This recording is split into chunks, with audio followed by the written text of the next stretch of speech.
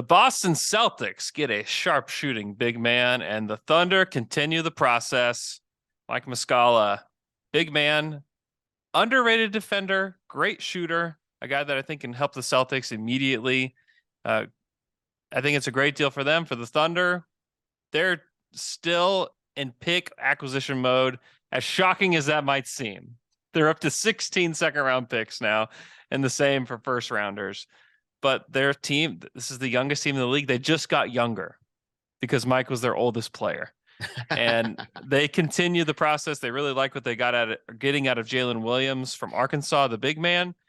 Jeremiah Robinson Earl's coming back. It's likely that Muscala was not going to play much the rest of the season anyways. And the Thunder do right by Muskie, getting him to the Celtics, who are a title contender. So it seems like a win-win for both teams. It is a win-win. It's still sad though, because I have to remember that Mike Muscala is not in Oklahoma City, which has just been one of those roster, it's a permanent roster spot in my heart and in my mind. It's so sad. I know that you're hurting right now. I think he's gonna help the Celtics, but let me ask you, I mean, is he that much of an improvement over Luke Cornett, who I think has been pretty good this year?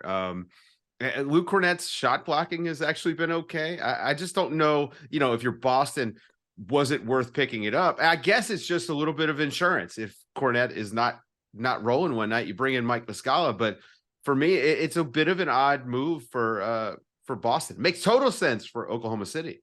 Yeah, he is a huge improvement, and he's a real shooter. I think Luke Cornett's kind of a fake shooter as a big man. He's 32% for his career. Muscala is he's a legitimate shooting threat.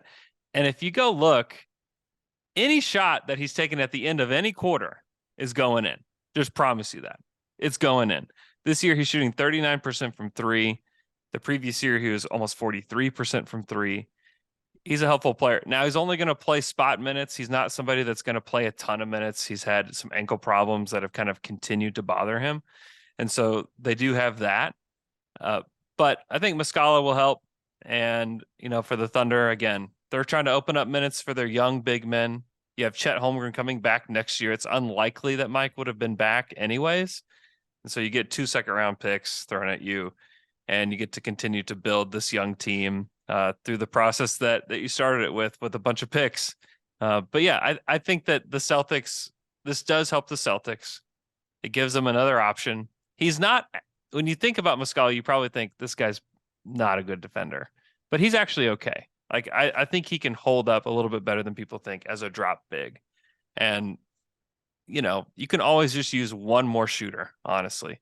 Oh, absolutely. Especially, a team like Boston that has, they started out the season hot, but they have these cold stretches. And I think that he could be a guy you can bring in and it can get your offense going. And then I got to say, though, Jalen Williams taking his minutes is just fulfilling one of my worst nightmares. And that's that both of these Jalen Williams guys were going to be good and on the same team. And I have to figure out a way to differentiate between the two. They're pretty good, man. Pretty good. The way that they want to differentiate it, and they've said this from the beginning, is Jalen Williams, the wing, is J-Dub. Jalen Williams, the big, is J-Will. And that's kind of what the broadcast sticks with. That's kind of what I've stuck with covering the Thunder. That's very confusing. J-Will has become a good player. He's become a really good player. He's a good passer. He's been able to shoot it. I'm skeptical if that will continue. But he can pass. He takes a billion charges. He screams boom at the top of his lungs when he hits a three. It's a lot to like there with him. And this is also just a little investment into him too, saying like, hey, we believe in you. Like, we're going to continue to play you throughout the season. And we get Muscala to a contender and to help the Celtics out. So that sort of thing is really, it's good for the locker room too, because it does show that your team is a meritocracy and that minutes can be earned. And, it also lets Muscala go out and potentially get a ring. I like it.